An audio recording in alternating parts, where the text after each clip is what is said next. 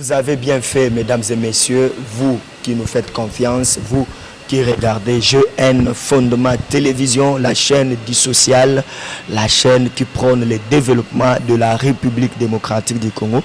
Merci à vous qui faites ce mouvement de vous abonner sur notre chaîne. Merci vraiment infiniment.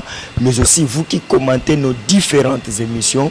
Vous faites une très bonne chose. Nous en serons toujours reconnaissants. Alors, GN Fondement Télévision, comme dans ses habitudes, nous sommes venus encore une fois de plus rencontrer ces grands hommes qui fait la fierté de la justice congolaise, ces grands hommes qui défend la corporation des avocats. C'est vraiment un grand monsieur. Lui, c'est maître comme Moussouloko. Il est en tout cas avocat près la cour d'appel de Kinshasa Gombe. Alors, c'est avec lui que nous allons nous entretenir. Nous avons une très bonne thématique. Nous avons assisté à une rentrée judiciaire qui était en tout cas basée sur les impunités ici en République démocratique du Congo. Mais on dit la justice élève une nation. De quelle justice s'agissait-il alors? Quelle est cette justice-là qui élève la nation? Est-ce que c'est une justice à double vitesse, une justice où il y a des intouchables? Quelle est en bref la justice qui élève une nation? C'est de ça que nous allons parler autour de cette grande émission. Je pense que notre invité aura aussi la latitude de se présenter une fois de plus auprès de vous. Maître comme Moussouloko, bonjour. Bonjour. Vous allez bien? Je me porte très bien. En tout cas, ce n'est pas pour la première fois de vous recevoir sur notre plateau ici. Alors, la fois passée, on était avec vous, on a parlé des conditions de vie sociale de la population congolaise. Dans l'entretemps, est-ce qu'il y a des améliorations quand même? Il y a des changements en ce qui concerne le social de la population congolaise? Je rappelle d'abord que vous êtes cadre dans un grand parti politique, URR, qui est l'Union des Renouveaux Républicains. Comment se porte d'abord votre parti? Bon, le parti se porte bien, sauf que comme d'aucuns le savent, le parti a subi deux coups qui étaient difficiles à surmonter. Les deux décès des deux patriarches, le président national Tshimba Mukuna, d'heureuse mémoire, ainsi que le vice-président Kitengezu, également d'heureuse mémoire.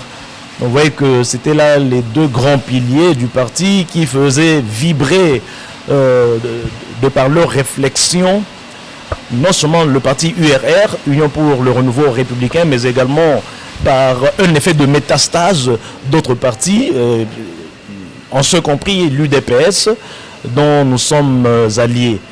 Et je rappelle que du vivant des deux présidents et vice-présidents, et jusqu'à cet instant, en attendant d'autres formalités administratives au sein du parti, c'est bien moi, le président interfédéral de la ville de Kinshasa.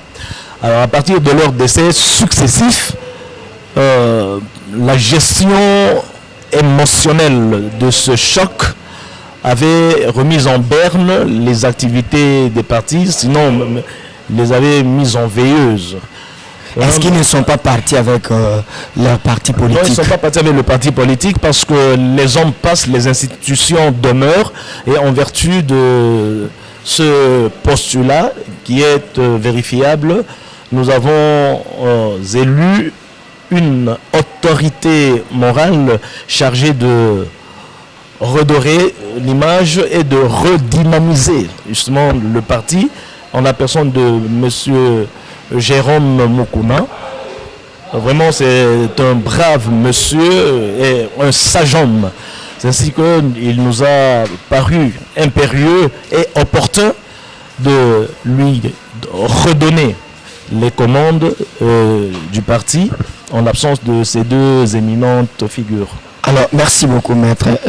Comme Moussouloko, paix à leurs âmes, ces grands dignitaires, la République leur sera toujours reconnaissante, en tout cas, en tout ce qu'ils ont fait par rapport à notre société. Mais il y a d'aucuns qui pensent aussi que, à l'instar par exemple de messieurs les défunts Kitengeyezu, il y a de ceux-là qui pensent que c'est vraiment un cerveau moteur de l'union sacrée de la République qui est parti.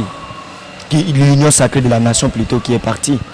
Oui, sans doute, il était incontestable que c'est une grande personnalité, une figure de proue, parce que le feu Kitengeyezu, c'était un cerveau gratifié par le ciel, c'est-à-dire par Dieu. Mais Dieu lui-même sait comment pourvoir à son remplacement.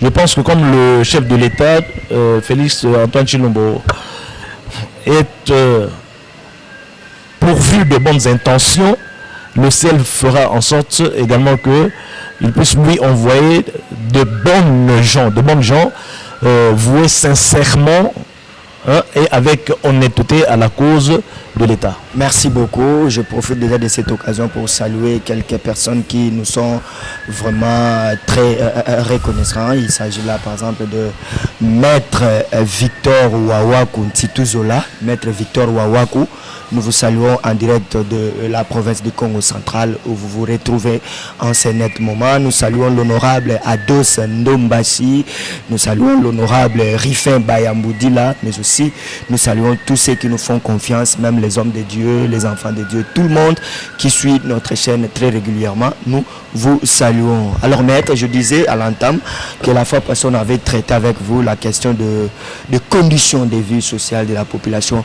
et d'aucuns. En tout cas, dans l'opinion publique, plusieurs personnes pensent que la situation ne fait que s'empirer. Du jour au lendemain, la situation ne fait que s'empirer. Aujourd'hui, trouver de la nourriture, c'est un problème.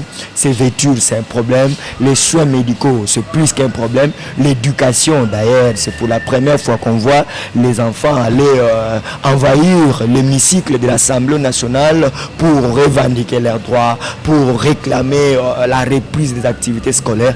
Est-ce que la condition ou les conditions ou la situation de la vie sociale de la population congolaise s'est améliorée? Merci, monsieur le journaliste Gaspard Ndongala. Avant d'aborder votre question, j'aimerais vous faire une observation. Vous avez salué ceux qui sont à l'intérieur. Vous avez oublié de commencer par Jérusalem, où le salut devrait commencer. C'est-à-dire saluer d'abord le vice-président de l'Assemblée provinciale, Francis Chibalabala, parce que c'est également une figure de proue montante. Il est jeune, mais parmi la jeunesse, c'est quelqu'un qui est en train de se démarquer de par sa noblesse morale et sa respectabilité sociale. Il est en train de poser beaucoup d'actions. Vous m'emmenez dans un terrain là, vous savez, moi je suis journaliste et j'observe quand vous parlez de l'honorable vice-président de l'Assemblée nationale. Aujourd'hui, quand on voit la capitale de l'Assemblée provinciale plutôt, Kinshasa, quand je vois Kinshasa, je vois la capitale, le miroir de la République démocratique du Congo, je vois l'insalubrité, je vois les conditions de vie, je vois tout ce que j'observe ici à Kinshasa. En tout cas, d'aucuns ne seront pas d'accord avec vous. En tout cas, plusieurs personnes disent que l'Assemblée provinciale de Kinshasa ne fait pas son travail, ne joue pas son rôle de contrôler le gouvernement provincial de Kinshasa. Alors, quand vous saluez, bon, je ne vous interdis pas de saluer quelqu'un, mais en tout cas, sur les terrains comme ça ne va pas. Bon, c'est l'impression illusoire, par ailleurs, que la population peut avoir. Parce que vous savez, la population juge à partir de l'observation. Elle constate qu'il y a vraiment un problème de salubrité et de sécurité dans la ville et nous ne le nions pas. Mais seulement il faut comprendre que les compétences sont d'attribution. Il n'est pas vrai d'affirmer que l'Assemblée provinciale ne fait pas son travail de contrôler, d'interpeller le gouvernement provincial. Elle le fait. Mais au gouvernement provincial, non seulement d'écouter des avertissements, mais de passer à l'œuvre, voyez-vous. Donc chacun a les limites de sa compétence. L'Assemblée provinciale, personnellement, j'ai déjà eu à assister à la rentrée parlementaire. J'ai déjà suivi beaucoup de thèmes qui ont été développés et ces aspects-là concernant la salubrité, la sécurité de la ville, province de Kinshasa, ont été abordés. Et à chaque fois qu'il y a des interpellations, tout ça du gouvernement provincial, nous sommes au courant. Voyez-vous, c'est pourquoi moi je dis qu'en connaissance de cause que parmi les députés provinciaux qui travaillent sérieusement, il y a le vice-président Francis Chibalabala. Et ça ne me surprend pas parce qu'il a été assidu depuis les études universitaires qu'il a faites avec beaucoup d'assiduité et de sérieux. Merci beaucoup, maître Comme Mousloukou. Alors, nous avons assisté à une rentrée parlementaire et il était question, en fait, vraiment de... Judiciaire. À une rentrée judiciaire, allais-je dire. Et vous êtes roué, vous êtes en tout cas, vous êtes illuminé dans ces domaines. Vous êtes un expert de droit. Une rentrée basée sur la lutte contre l'impunité. D'emblée, maître, on accuse notre justice d'être une justice à double vitesse, une justice des intouchables. Que direz-vous à cette opinion? Une fois de plus, monsieur le journaliste, il y a d'une part la réalité et de l'autre le mirage. Le mirage veut dire une perception erronée, une vision tronquée de la réalité. Il n'y a pas une justice des intouchables, sauf qu'il arrive que la justice, vis-à-vis de certaines personnes bénéficiant des immunités, compte tenu du prestige de leurs fonctions, notamment les animateurs des institutions, je vois par là les membres du gouvernement, les membres du Parlement, savoir l'Assemblée nationale, ainsi que le Sénat, et même jusqu'au niveau des gouvernements provinciaux et des assemblées provinciales de notre pays.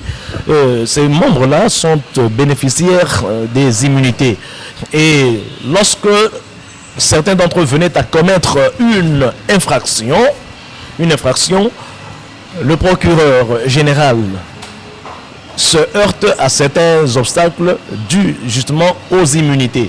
Alors il faut passer constitutionnellement à la demande d'autorisation de levée d'immunité et puis voyez-vous, et de poursuivre le membre immunisé.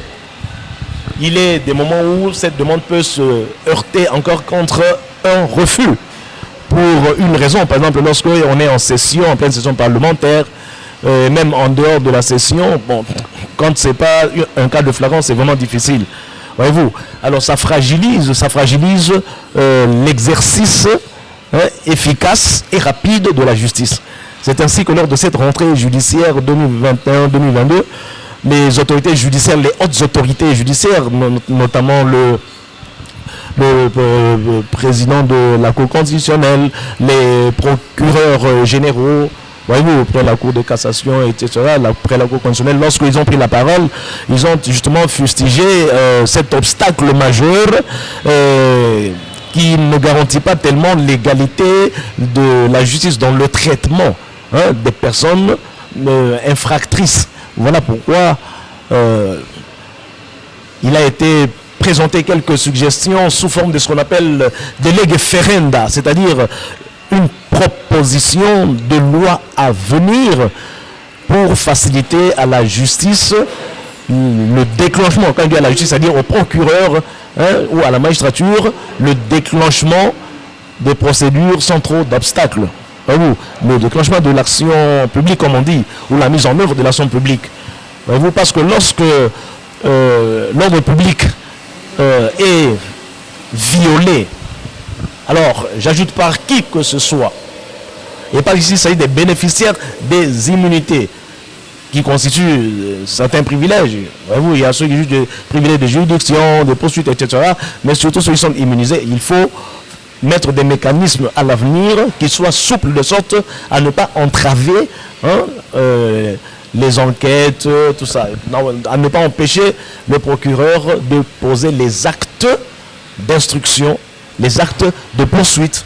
Alors, maître, à vous écouter, donc nous comprenons qu'il y a certains dignitaires qui ont commis des graves infractions ou qui ont commis tout court des infractions, et vous pensez que les immunités, par exemple, forment un bloc, un mur qui ne permet pas à la justice de bien faire son travail?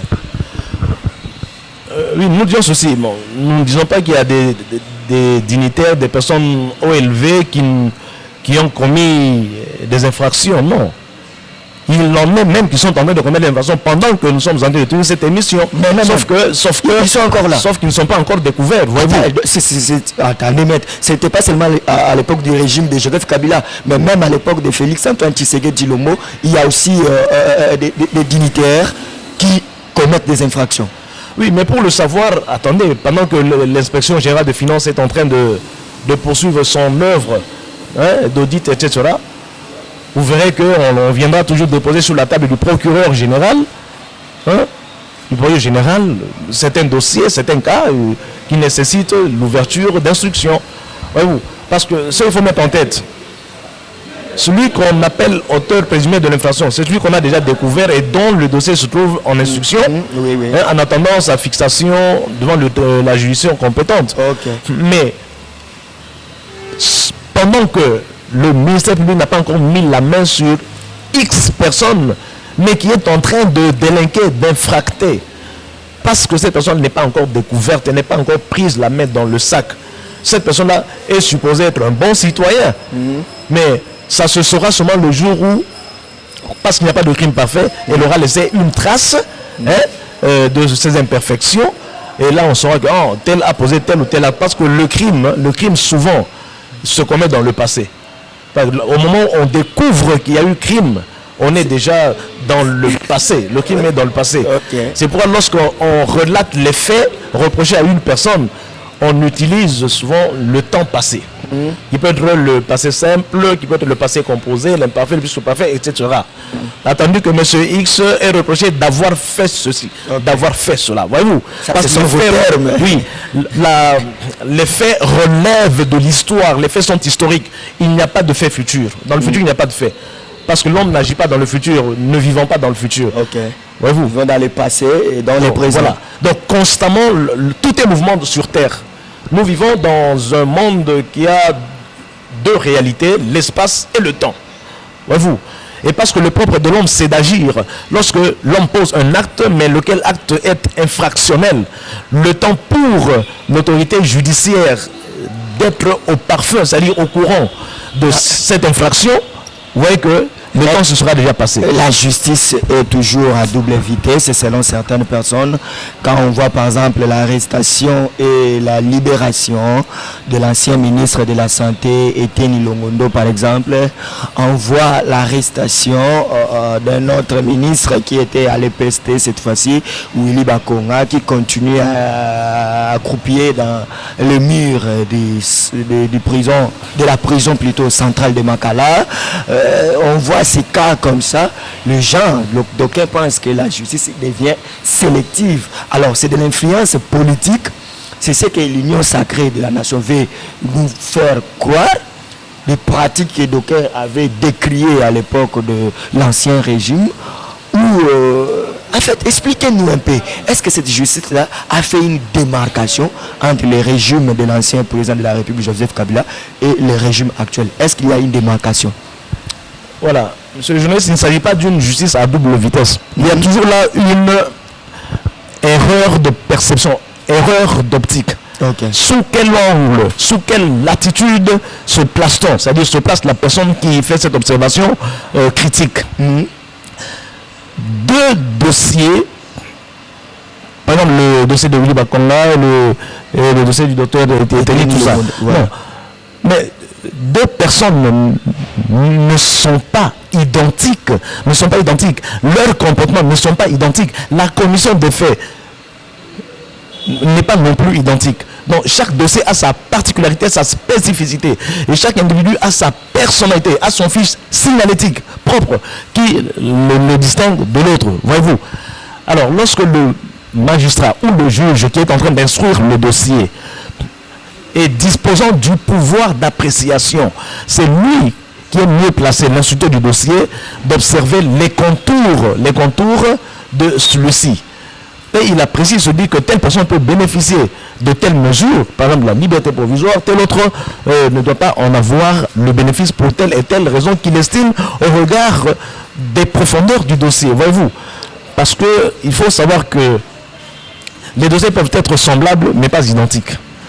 Donc la similitude, ce n'est pas l'identité. Et chaque individu a son comportement, sa façon d'être. Et le ministère public, c'est quelqu'un qui a étudié, même le juge, c'est quelqu'un qui a étudié la psychologie, il a étudié la criminologie, il sait quels sont les éléments, c'est-à-dire les éléments identitaires, caractériels, psychologiques, comportementaux, qui peuvent faire valoir le bénéfice ou non de la mise en liberté sollicitée. Est-ce que l'impunité est effective ici en République démocratique du Congo? C'est-à-dire, est-ce que réellement notre justice permet-elle de lutter contre l'impunité? Je parle de la justice, mais je peux y rajouter l'IGF aujourd'hui que nous voyons au four et au moulin, le travail de l'IGF, la justice. Est-ce que tout ce travail-là permet-il la vraie lutte contre l'impunité? Bon, ce travail le permet et il tend. Et il tend sans y prétendre. Je veux dire quoi? Que le souci majeur qui anime les autorités du pays, en commençant par le chef de l'État lui-même, c'est de pouvoir assainir la gestion de la res publica, de la chose publique. Que tous ceux qui ont la signature, toutes celles et tous ceux qui ont la signature et par lesquels peuvent être autorisées les dépenses, voyez-vous, puissent se comporter de manière digne dans la gestion de la chose publique et éviter la gabegie financière. Alors, parce qu'il se trouve que, comme l'a dit Thomas Hobbes, Homo homini lupus, l'homme est un loup pour l'homme. Certains souffrent de ce qu'on appelle la coquetterie, c'est-à-dire qu'ils ont les désirs, mais n'ont pas suffisamment de moyens pour satisfaire les dits désirs. Alors, d'autres sont taraudés par une certaine cupidité et qui fait que, avec un appétit glouton, ils n'hésitent pas de se comporter en kleptomane, c'est-à-dire en homme malade, vraiment qui souffre de la pathologie du vol. C'est-à-dire quelqu'un qui ne peut pas y aller s'il ne vole pas. Voilà. Et ces gens-là existent encore aujourd'hui. Ils existent. Ils existent parce que les mauvais garçons ne peuvent vont jamais vivre sans pour autant voler. Oui. Vous mettez toujours la main sur la caisse de l'État. Mais pourquoi, M. le Journal? Vous savez que tout part du choix, des critères. Oui. Les conditions qu'on impose aux candidats qui veulent bien, à ceux qui veulent bien devenir ministre, député, tout ce que vous voulez dans notre société, c'est plus généralement les conditions académiques. Être détenteur de tel niveau, de tel diplôme, avoir tel niveau d'études, etc. Comme si le niveau d'études était la garantie d'une bonne moralité. Unité des mesures. Loin s'en faut, loin s'en faut. Il est temps, je pense, pour le chef de l'État de mettre les mécanismes en place que lors du recrutement, lors du choix, quiconque vient se présenter pour être désigné, qu'il passe également à l'examen psychiatrique au CNPP. Parce qu'on peut être détenteur d'un diplôme de licence, de doctorat, etc. Mais du point de vue psychologique, comportemental, on est un kleptomane. Alors il suffit de placer ce licencié en économie là où passe l'argent, c'est fini. Et la société commence à souffrir. Les traces ne vont plus se faire voir. Voilà, c'est sans trace. Et pourtant, on apprend l'économie pour que la société puisse bénéficier des connaissances de ces universitaires. Mais si la société devient victime de ces connaissances, c'est-à-dire qu'on aura acquis la science sans la conscience. Maître, comme Moussoulou, est-ce que c'est les juges, est-ce que c'est les experts de droit, ceux qui travaillent dans différentes juridictions de l'État, dans différentes instances judiciaires, est-ce que ce sont eux-mêmes, est-ce que c'est la justice elle-même qui se met sous les carcans des influences politiques, ou bien c'est la politique qui cherche à tout prix à mettre la justice sous ces carcans? Et je pense que c'est la dernière hypothèse. La dernière hypothèse. Parce que vous savez, les magistrats jusqu'à ce jour ont toujours crié, réclamé leur effective indépendance, c'est-à-dire l'indépendance effective du pouvoir judiciaire. Est-ce possible? Arriver à ça, est-ce possible? On sait déjà que certains, en tout cas à un certain niveau, ce sont des politiciens. Il y a de ces magistrats qui sont nommés par le chef de l'État, par exemple à la Cour constitutionnelle. Tous les juges qui sont là sont nommés par le chef de l'État, par ordonnance présidentielle. Parce que quand on sait déjà que les hauts dignitaires de la justice sont nommés par les hommes politiques, est-ce possible d'arriver à une effective indépendance de la justice vis-à-vis de la politique? Bon, nous savons qu'à titre historique, il est arrivé un moment où certaines communautés occidentales préféraient que les magistrats soient élus. Voilà. Voyez-vous? Oui. Soient élus, mais c'est Napoléon qui s'est arrogé le pouvoir de nommer les magistrats. Et qui dit Napoléon dit le politique. Voyez-vous, c'est Napoléon. Et depuis cet instant-là, les autres chefs d'État, quand ils sont arrivés, bon, ils ont continué avec le même rythme, suivant les traces de Napoléon, en nommant les magistrats. Voyez-vous, bon, qui dit chef de l'État dit politique, oui. Dit pouvoir politique. Or, Montesquieu apprenait la séparation des pouvoirs, oui. La séparation des pouvoirs, mais tout en collaborant.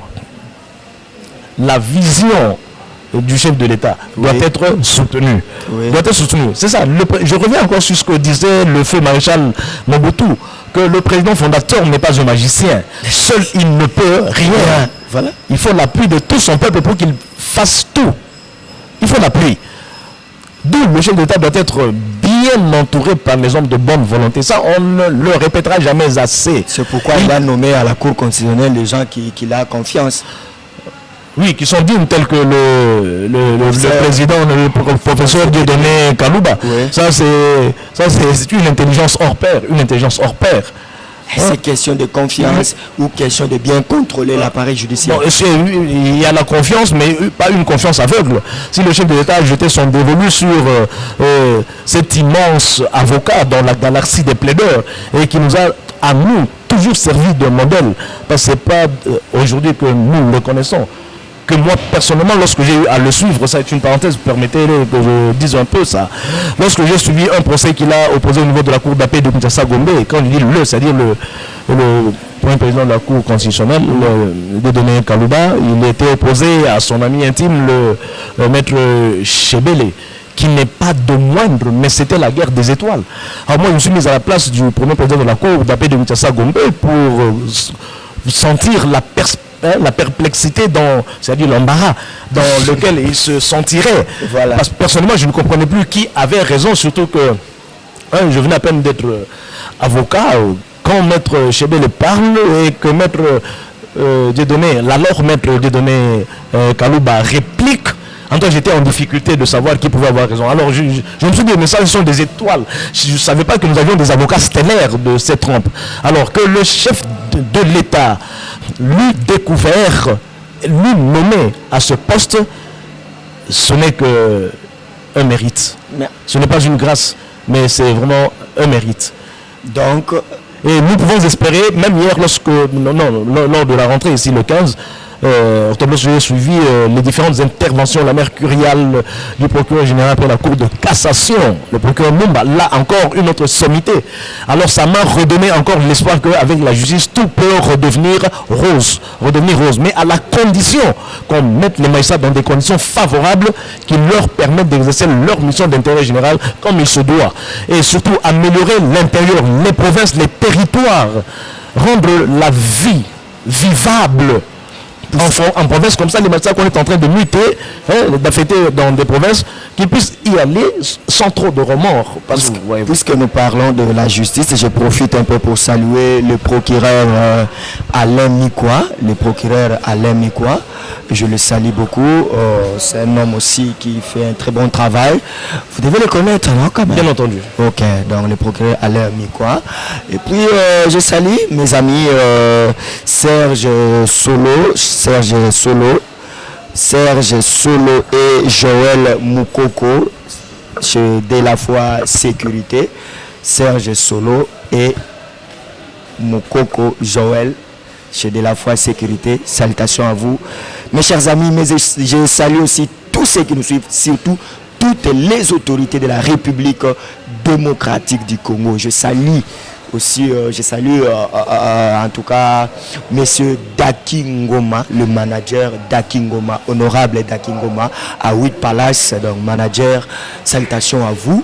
Alors, maître, nous allons déjà, bientôt là, nous allons chuter avec vous.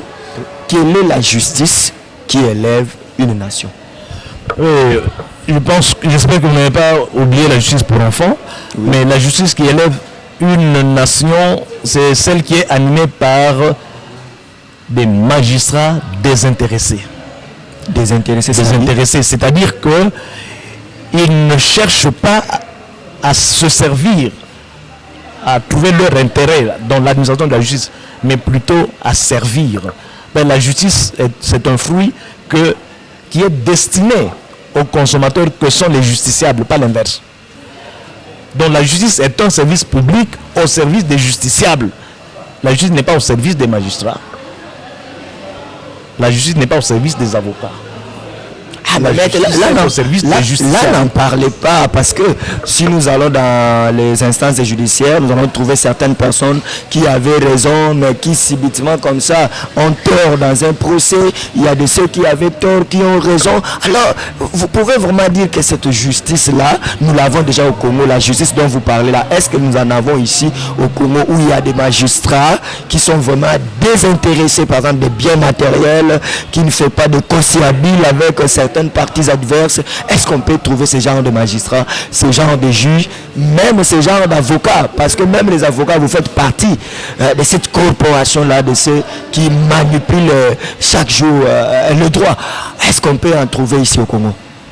Oui, certains. Soyez sincères, maître. Très sincèrement, il existe dans tout jardin les bons grains et livrés. Ok. Et de même, il y a de bons magistrats. Ça veut dire qu'il y a de mauvais magistrats. Il y a de bons juges, c'est qu'il y a de mauvais juges. Il y a de bons avocats, tout comme il y a de mauvais avocats. Ça ne manque pas, c'est sans hypocrisie. Donc certains bons magistrats existent et nous les connaissons, on ne peut pas les citer. Ils existent. Une question directe.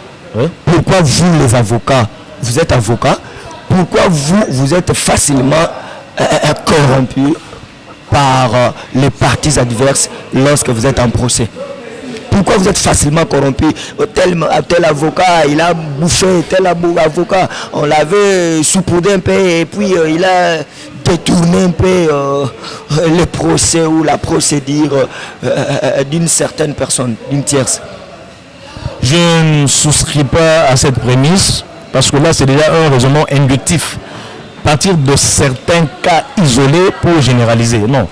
J'ai dit qu'il existe de bons comme de mauvais. De bons comme de mauvais. Et le cas que vous évoquez, si tel peut être la réalité, alors cet avocat-là est dans le mauvais, il n'est pas dans le bon. Parce qu'il existe les règles de déontologie. Vous savez, le droit est assis sur la morale. Ok. Il y a la morale. Et la morale, c'est une faculté de discerner le bien du mal. Ce qui est bien, c'est le droit, c'est ce qui est permis. Et ce qui est mal, c'est l'infraction. Vous avez aussi été déjà corrompu? Une question directe. Oui, mais pas ça. C'est-à-dire les gens qui consomment la prestation. Répondez à ma question. Avez-vous déjà été corrompu? Non, on a déjà tenté de me corrompre, mais ils se sont heurtés à ma bonne conscience. Voilà. Vous n'êtes pas tombé? Parce que mon père n'a jamais été corrompu. Mon père payait les militaires lors de ceux qui ont fait la guerre de 14-18 et 40-45. Il rapatriait le reste de l'argent dans la caisse de l'État, dans le trésor public. C'est pourquoi j'ai dit autrefois qu'il y a mon père qui a fait ça. Il y a qui encore? Kassavubu, le président Kassavubu, qui a rapatrié l'argent dans le trésor public. Et récemment, il y a Félix Antoine Tshisekedi qui a rapatrié l'argent. Donc il n'y a que 3 personnes que je connais qui sont normales. C'était seulement juste vous taquiner un peu parce qu'on ne pouvait pas finir cette émission comme ça. Vous avez été le tout premier juge. En tout cas, je disais, vous étiez le tout premier juge assumé au tribunal pour enfants, au tout premier tribunal pour enfants, précisément à Njili. Alors aujourd'hui, l'administration de la justice pour enfants, comment la jugez-vous? Quelle lecture faites-vous de ça? Il y a un auteur latin qui a dit « Multa nondum facta sunt ». C'est-à-dire beaucoup de choses ne sont pas encore accomplies. Autrement dit, beaucoup de choses restent à faire, à accomplir. Vous savez qu'ici nous avions connu un jalonneur dès l'aube de cette justice, de l'avènement de cette justice, de ce tribunal pour enfants, qui a été animé par le président Poutou Iloa Dodé, qui totalise aujourd'hui 8 ans à Mbujimayi, ce qui est extravagant. J'espère que les autorités au niveau de Kinshasa feront en sorte de le ramener à Kinshasa. Il a commencé ici, le président Poutou Iloa Dodé, le 29 avril 2011. On a mis sur pied, on a rendu opérationnel le tout premier et l'unique tribunal pour enfants dans la ville de Kinshasa, dans le ressort duquel se trouvait également Kasangulu du Congo central. Alors il avait posé les jalons et on a beaucoup fait en termes d'apprentissage, de séminaires, de formation continue dans un centre africain de travail social CAFES ou ISTS. Et c'est là que le président de l'administration de cette justice pour enfants, maître comme Moussoloko, ne soit pas dans l'histoire. Non, parce qu'on ne peut pas maîtriser l'administration si on ne rentre pas dans l'histoire. L'histoire, on ne la change jamais. Alors je disais que pendant qu'il était ici, il avait essayé de poser les jalons et de donner des formations de sorte que l'administration puisse fonctionner comme il se doit. Et au niveau de l'administration des tribunaux pour enfants, moi je préfère que l'on parle de l'administration au sens de l'administration de la justice et non pas de l'administration au sens technique du terme, comment est-ce qu'on arrange les dossiers, etc. Parce que là, il n'y a pas de problème, il y a la tenue des dossiers, c'est-à-dire des enfants en conflit avec la loi, des dossiers en matière civile, des dossiers en matière de médiation, etc. Voyez-vous. Est-ce qu'elle fonctionne bien cette justice pour enfants? Est-ce qu'elle fonctionne bien actuellement? Pas avec perfection. Mais il y a des imperfections. Et vous pensez que si vous revenez là, avec le concours de tous les autres juges, de tous les autres magistrats, des avocats, vous pensez que si vous revenez là-bas, vous pouvez encore apporter quelque chose de plus? Pour parler de vous, en tout cas, c'est pour la première fois de parler d'une personne. Bon, le moins est haïssable. En tout cas, je dois afficher la modestie. La modestie n'est pas une fausse modestie. Le moins est haïssable. Néanmoins, il est suffisamment connu dans les rouages de l'appareil judiciaire, surtout au niveau des tribunaux pour enfants, ceux qui sont de bonnes personnes dont on peut exploiter les talents. Parce que le pays a besoin des talents. Et il faut aller à la pêche des têtes expertes en tel et tel domaine. C'est très important. Je pense que même le service de renseignement, appelé ANR, Agence nationale de renseignement, doit aussi fournir beaucoup d'efforts dans ce sens-là, aller dans des universités pendant les défenses des mémoires, pendant les soutenances des thèses, etc., aller chercher à pêcher les têtes qui sont des génies. C'est très important de prendre ces génies-là et puis amener leur nom au niveau de la présidence pour qu'on essaie de voir comment les mettre à contribution pour l'essor du pays, le développement du pays. Parce que la justice élève une nation. Tout homme est animé par une morale eugénique, c'est-à-dire recherche le bonheur. Et le bonheur, c'est la satisfaction des besoins légitimes. J'ajoute légitimes. Voyez-vous. Merci beaucoup. Il faut une bonne justice pour permettre à l'homme de s'épanouir et à la nation de se développer. Merci beaucoup. Il faut une bonne justice. Ça, c'est très important. Il faut une bonne justice pour permettre à la nation de se développer, à la nation d'aller de l'avant. Merci à vous tous qui nous avez suivis. Maître, s'il vous était demandé de conclure cette émission, la justice congolaise, le fonctionnement de cette justice, les conditions de vie de ceux qui administrent cette justice. Qu'est-ce que vous pouvez dire à ceux qui nous suivent? Regardez droit à notre caméra pour vous adresser et aux autorités judiciaires et aux autorités politiques, mais aussi à toutes les couches de la population congolaise. Merci bien. Je reviens sur ce que dit la Bible. Une ville s'élève par la bénédiction des hommes droits. Et la justice, c'est remettre à chacun ce qu'il mérite. Aux délinquants, la sanction, la répression, et à la victime, la restauration ou le rétablissement dans ses droits impunément, pas impunément, mais dans ses droits méprisés. Voyez-vous. Alors, il faut, l'État étant un système, entendre par système, un ensemble complexe d'éléments interdépendants.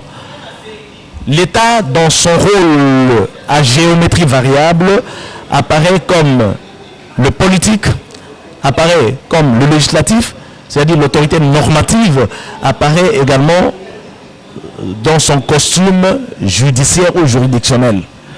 Donc, tous ces rôles qui sont variables constituent les réponses que l'État, en tant que personne morale, doit apporter aux attentes de la population. C'est ainsi qu'il faut que nous travaillons tous en collaboration, en synergie et en poursuivant la même vision, le même idéal, rendre service de manière désintéressée. C'est ça qu'il nous faut. Mais si on est égoïste, Indira Gandhi l'a dit que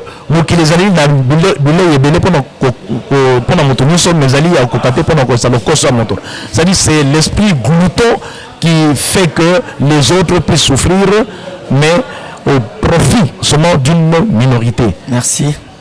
Merci beaucoup, maître. Il ne faut pas que la justice permette à ce que le bien de la République démocratique du Congo, les richesses du Congo ne profitent qu'à une minorité, mais il faut plutôt que toute la population soit bénéficiaire de toutes les richesses que Dieu a mises à la disposition des Congolaises et Congolais que nous sommes. Merci à vous tous ceux qui nous avez suivis. Merci à M. Augustin Ayimba en Suisse. Merci à M. Bodo Mouniampara en Norvège. Merci à vous, M. Philippe Nzanga aux États-Unis. Merci à tout le monde en tout cas. Nous sommes là, c'est GN Fondement Télévision. Nous sommes de cœur avec vous. Merci d'avoir suivi Maître comme Moussoulou. C'est un bon parleur, un bon expert des droits. Nous allons toujours faire appel à lui à tout moment que nous aurons des questions qui cadrent avec son domaine. Merci et restez toujours branchés. Albi Bayunga était derrière la caméra pour la réalisation de cette émission. Merci à toi Gloire Nak pour le montage de cette émission. Restez branchés, abonnez-vous et faites surtout des commentaires. Posez aussi des questions à notre invité. Il va répondre à travers les numéros que nous allons afficher. Merci, restez branchés.